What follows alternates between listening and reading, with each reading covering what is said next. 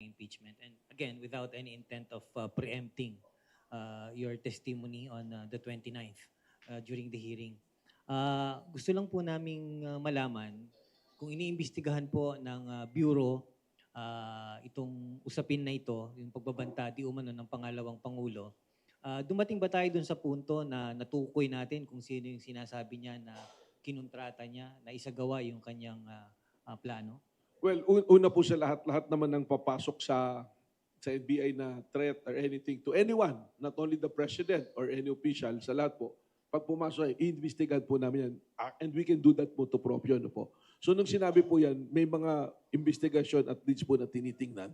Of course, as of now, hindi naman po na-identify. But that's one angle also na kung may ganun, kailangan investigahan. Ano po. Sa katunayan, nag-submit naman ng counter-affidavit doon si Vice President at meron din siyang complaint. We follow that lead also. Tinitingnan din namin kasi meron siyang binabanggit na Oplan Romanov na sinasabi na Romanov, yung parang sinasabi. So tinitingnan din po namin yun. Tinitingnan din namin yung mga nagbasa po kami ng mga reports, social media, lahat, postings, na nagre-request pala siya na mag-jogging doon sa loob ng Batasan Complex at that time. And there was a lead na sinasabi na pag nag-jogging siya ron, there will be an attempt. So lahat po yan, tinignan po namin.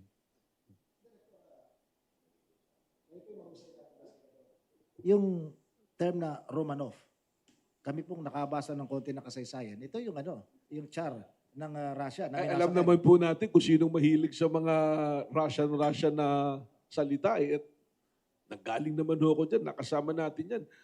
Hindi ko nga makalimutan yung mga salita pa na, I have crossed the bridge of Rubicon.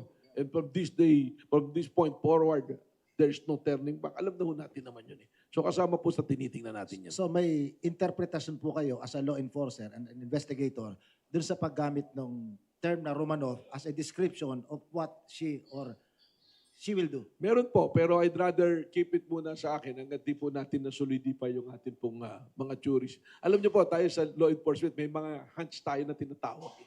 At saka, we go back doon sa mga pinagdaanan natin at nagiging basehan po natin ang ating investigasyon at mga operasyon. So, meron po, pero I cannot give the details yet. Ano po? The investigation is ongoing mula pa noon, no? In fact, I created a task force specifically to address this. So, that is always the problem. Magsasalita sila, magpepedal ng fake news.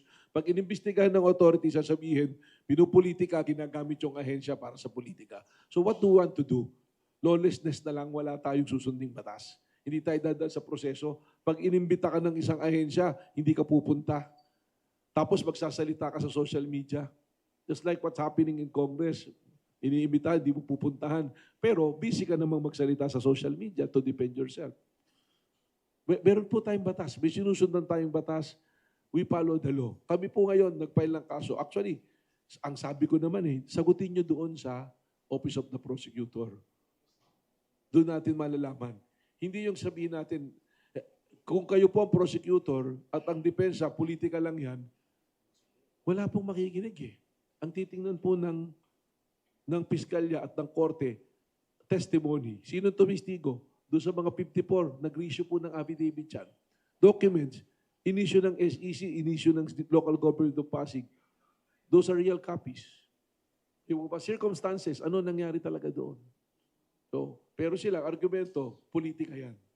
Well, we determined that there is reason to file cases. Ibig sabihin, the elements, ganun yan when you file a case, ang tinitingnan mo lagi yung elements ng krimen So, we find, based on the actuations and those investigation, the elements are complete. So, dinala namin sa Piskalya. And the Piskalya, which is the National Prosecution Service, they'll be the one to determine if there is iba na yung standard ngayon doon sa DOJ, reasonable certainty of conviction, di ba? Yun na yung sinasabi. So at that time, what we determined, tingin namin there's enough probable cause to indict the Vice President on grave threat and inciting to sedition.